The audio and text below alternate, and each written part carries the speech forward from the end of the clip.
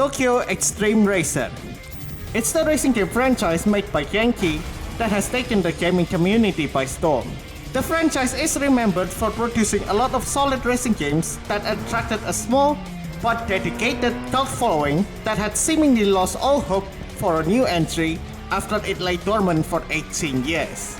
And yet, the release of TXR 2025 on Steam Early Access back in January was led with widespread critical acclaim, attracting plenty of hype from not only the racing game community, but also mainstream internet personalities.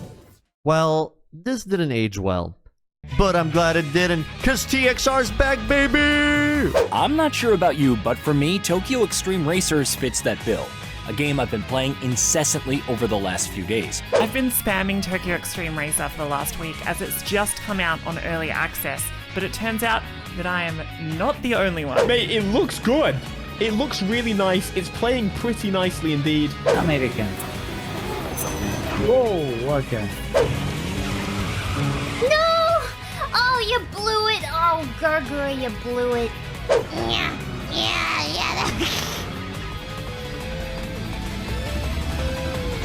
No road for you. Fast forward to September, and Genki has published the game in its entirety. I've been waiting for the full release before I give TXR 2025 a shot, and my first 2 hours in this game has convinced me that this is one of the best racing games the world has seen in recent times. But why is that? Why have I decided to make such a bold claim? Well, let's find out as I tell you the story of my first few hours playing TXR 2025. When you start the game, you are greeted with this fantastic opening cutscene that really sells the entire premise of Tokyo Xtreme Racer. Fast, legendary Japanese cars rolling down the highways of Tokyo. You can bring and design anything that you desire, so long as the car is in the game. As you start a new career mode save, you'll be given the following options. This is the XR 2025's difficulty level, with Enjoy being the easy difficulty and Challenge being, well, a challenge. As it's my first ever playthrough, I kept it in Enjoy mode so that I can get a feel of what the XR is all about. The game then offers you with 3 starter cars, a Mazda MX-5, a Suzuki Swift, and a Toyota A86. More will be unlocked as you go through the game's skill tree, and there's a lot of cars to choose from, ranging from the expected like the Nissan Zs, the Subaru Imprezas, and the Gigachino. But there's also some unexpected options, like this Toyota Velfire for instance. Out of the 3 options, I picked the A86 and headed straight to the highway to meet my first opponent, David Challenger from the Challengers team. David Challenger is your tutorial rival and it should be a straightforward rival to pick. Unless your name is Sakura Miko.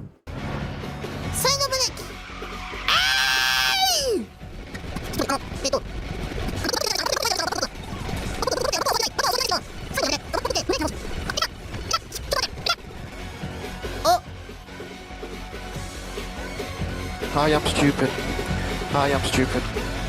This tutorial teaches you several things. For starters, you and your opponent have this so-called SP meter, or as I like to call it, a health bar.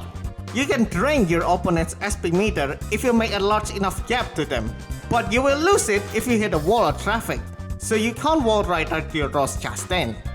Once you beat the tutorial, you're greeted by the highly skilled Cinderella past midnight. She praised your skills by saying that you have a certain sparkle that others lack and is looking forward to the day when you and her go head to head. Eventually, you get sent back to your garage where you can do a lot of things, from admiring your car to customizing it and learning more about the drivers you have beaten. The latter part is especially important as the XR 2025 packed a surprising amount of depth to its drivers. You may only see them in their cars for 90% of the time, but when you look at the profiles, you'll quickly realize that everyone has their own story and motivation, no matter where they are in the pecking order. This factor of depth really sells the point on the importance of learning and knowing the unique personalities of each driver, so that you care on who they are and why they race. It reminds me of Formula 1 in the Liberty Media era, where they made the drivers' personalities such a key point that it allowed Formula 1 to become a global hit. while other categories like NASCAR and MotoGP are struggling, partly because they're having a hard time to build and sell a charismatic personality that make you care about the sport more than just the machine and the action. Anyways, back to TXR. After giving my car some Go Faster stripes and red Yokohama rims, I went on once again to beat as many rivals as possible and adapt myself to its driving physics. The physics sits in a good balance between arcade and simulation, where you can push your car to limits beyond what's possible in reality, especially with one achievement requiring you to reach Bugatti or Koenigsegg levels of top speed, while still requiring control and precision to keep your car within the boundaries. Along the way, I also beat some random passerbys, because the XR 2025 allows you to race everyone at any time.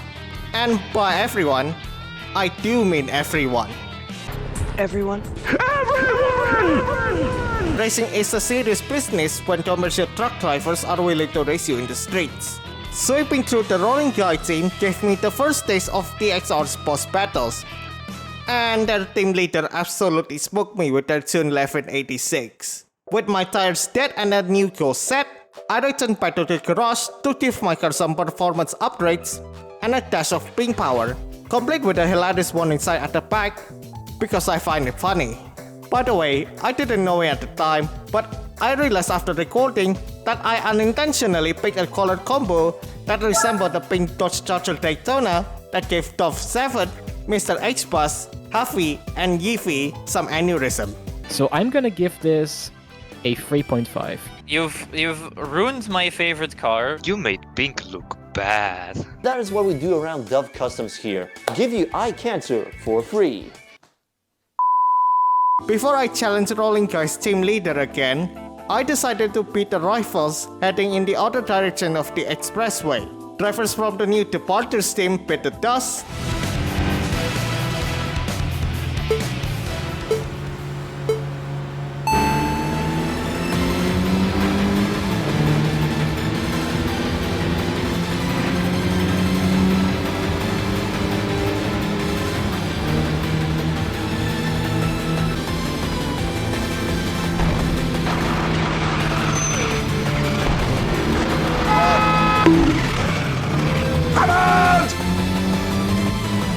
You know what the solution is, mate?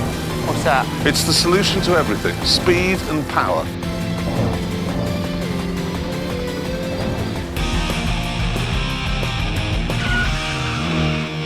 as did the remaining members from the Challengers team.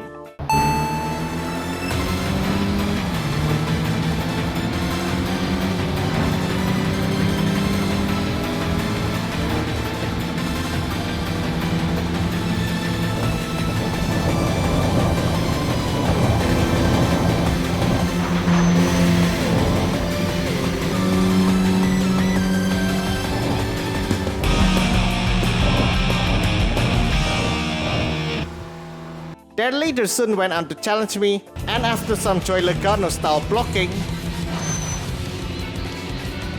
I was able to grab my first boss win.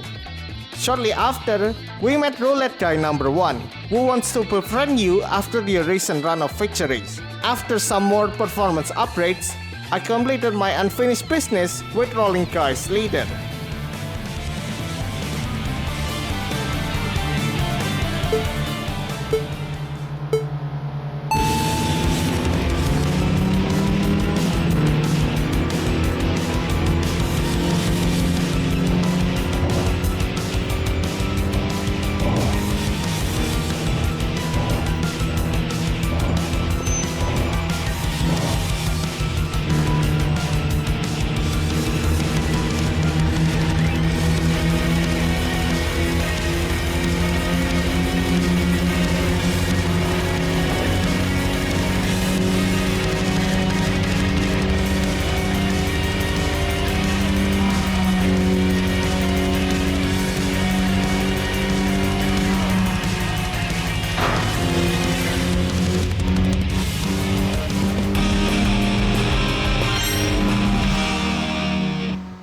He then told me to beat Rolling Master, the guy whom the Rolling Guy crew admired so much.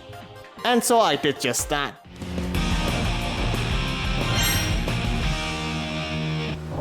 A day later, I fully beat the departures team and was instantly challenged by the smug prick known as Crimson Boy. Feeling incensed, I made it my mission to beat the crap out of him, and I did just that.